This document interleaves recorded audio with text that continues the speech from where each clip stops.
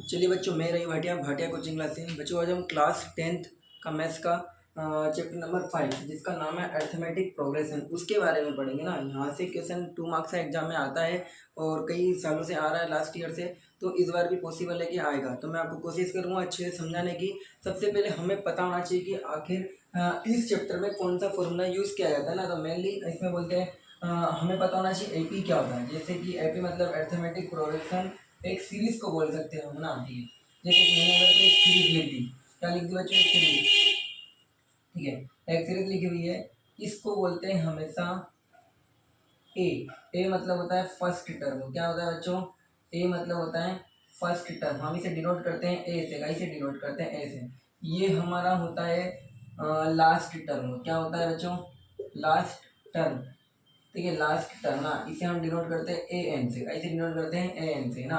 हमारा जो फॉर्मूला होता है nth term of an AP, का formula nth term of an AP. ठीक है, वो होता है बच्चों A N equal A plus N minus one D. ये फॉर्मूला हमारे लिए बहुत ज़्यादा इंपॉर्टेंट है। क्या है बच्चों? ये फॉर्मूला हमारे लिए बहुत ज़्यादा इंपॉर्टेंट है। ठीक है ना, ये सीरीज है, इसमें बता दिया ये होती है फर्स्ट टर्म, ये होती है लास्ट टर्म। अब आपको पता है ये हमने बता दिया आपको। इसको क्या बोलेंगे हम? Last term. इसको क्या बोलेंगे बच्चों? First term. डी हमारा होता है कॉमन डिफरेंस। क्या होता है?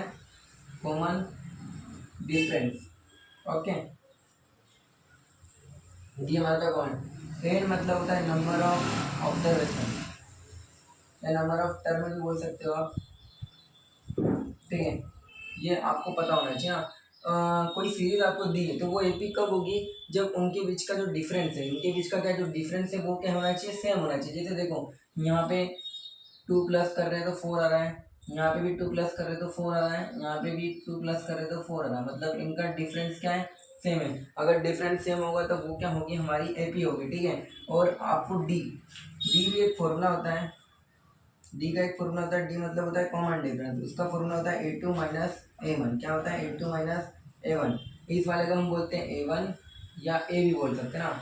इसको बोलते हैं हम ए टू, ये होता है हमारा ए थ्री, ये ए फोर और सो ऑन ना। ठीक है, तो ये आपको पता होना चाहिए ना। एग्जाम में डायरेक्ट पूछ लेता है कि डी का फॉर्मूला बताओ, फॉर्मूला डी या कॉमन डिफरेंस बताओ। तो कॉमन डिफरेंस भी बोलते हैं ना इसको, हमने बता दिया यहाँ पे। ठीक है बच्चों, तो ये आप इसे नोट करो। अब हम क्वेश्चन करने की कोशिश करते। ठीक है,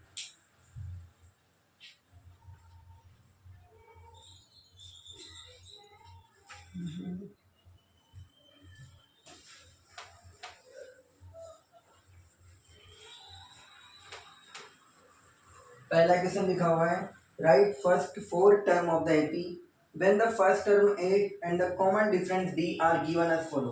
अब ये क्या बोल रहा है बच्चों? हम कर रहे हैं एक्सरसाइज 5.1। क्या कर रहे हैं? एक्सरसाइज 5.1। इसका क्वेश्चन नंबर 2 हम देख रहे हैं। वहां पे आपको ऑलरेडी गिवन है। क्या गिवन है बच्चों? First term. ठीक है, सॉल्यूशन हम कर रहे हैं तो आपको इसे लिखना पड़ेगा। फर्स्ट टर्म ए इक्वल 10 है, और लिखा हुआ है कॉमन डिफरेंस डी इक्वल दे रखा हमें 10। ओके, अब कुछ नहीं बताना है आपको। इसमें बोला है कि फर्स्ट 4 टर्म निकालना है। क्या निकालना है बच्चों? First 4 term of the AP. सबसे पहले ए मतलब वही फर्स्ट टर्म हमें गिवन है, तो हमें फॉर्मूला पता होना चाहिए A N equal A plus N minus one D. ठीक है, हमारे पास ए निकला है मतलब ए वन निकला है, मतलब फर्स्ट टर्म ऑलरेडी गिवन है, तो हम निकालेंगे ए टू मतलब सेकेंड टर्म। देखो, ए की वैल्यू 10, एन मतलब ये रहा, एन की प्लेस पे 2 माइनस वन, और डी हमारे पास 10 है। तो ये देखो कितना हो गया? 1 डी ना, 1 डी। तो ये क्या आ गया कि सेकेंड टर्म आ गया बच्चों 20। कितनी आ गई? 20। ये आ गया आपका ए टू मतलब सेकेंड टर्म। वैसे ही हमें क्या निकालना है? Third term. जब थर्ड टर्म आप निकालते हो ना, तो ये ध्यान रखना कि फॉर्मूला बन जाएगा आपका ए प्लस टू डी। क्या बन जाएगा बच्चों? A plus two D. वो ऐसे बनता है, फॉर्मूला आता है A plus N minus one D, है ना। देखो बताता हूँ, तो ए प्लस एन हमारा क्या? 3, 3 माइनस वन कितना हो गया बच्चों? ये हो गया 2d। तो हमारा फॉर्मूला क्या बन जाता है? अगर 3 टर्म की बात करेगा तो ए प्लस टू डी ना। तो इसीलिए हम ये सब ना लिखते हुए डायरेक्ट लिख देते हैं। क्या लिख देते हैं? ए प्लस टू डी।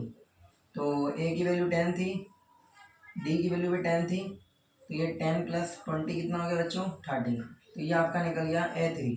अब हमें निकालना है A4। A4 में फॉर्मूला बन जाएगा आपका A प्लस 3D। क्या बन जाएगा बच्चों A प्लस 3D। ए की वैल्यू 10 इंटू 10 तो कितना हो गया बच्चों 10 प्लस 30 तो मतलब आपका कितना हो गया 40। ये आपका सारा आंसर आ गया है। बस आपको लास्ट में लिखना है टर्म की 10, 20, 30, 40। ओके, कुछ नहीं, आपको सिंपल था। एग्जाम में अगर आता है राइट फर्स्ट फोर टर्म और वे भी ये फॉर्मूला आप यूज़ करना और इसे निकाल देना। ओके, इसका एक क्वेश्चन और बता देता हूँ मैं आपको।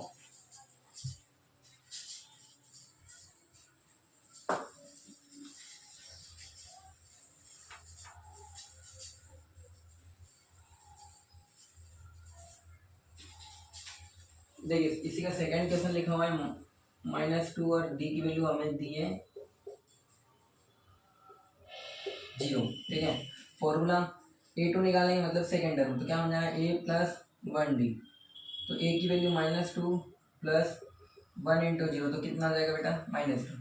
वैसे ही थर्ड टर्म अगर हम निकालेंगे तो क्या हो जाएगा A प्लस 2D। क्या हो जाएगा A प्लस 2D। तो A की वैल्यू हमारे पास -2, ये 0 हो गया तो -2 प्लस 0 कितना आ जाएगा बच्चों -2। F4 निकालेंगे तो फॉर्मूला हो जाएगा A प्लस 3D। तो ये क्या आ जाएगा ए की वैल्यू -2, 3 इंटू 0, ये आपका आंसर है। ठीक है, ये आपकी टर्म निकल गई एपी की आगे की, है ना। ये टर्म होगी तो आपका आंसर आ जाएगा -2, -2, -2, ये आपका आंसर है।